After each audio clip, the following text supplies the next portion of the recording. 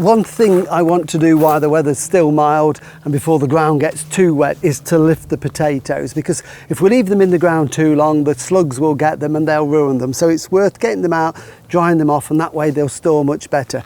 I've already cut the tops down on these. These had really vigorous tops on, but I cut them down several weeks ago now because we had blight in the area. So to protect the tubers, I cut them off and got rid of them. But I've been leaving them in the ground until now to dig them. So it's time to find out what is underneath these ridges.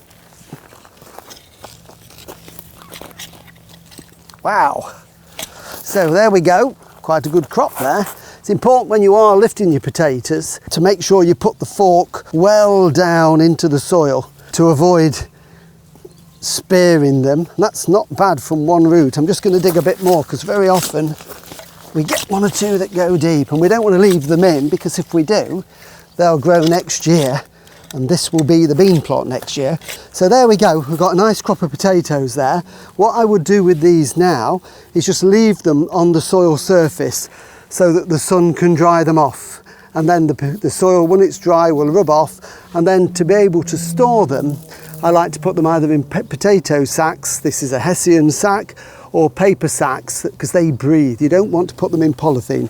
But before we store them, it is really important that we make sure they're nice and dry. But I don't think they're bad. There's some nice baking potatoes there, and they should keep all the way through the winter as long as we keep them frost free and dry.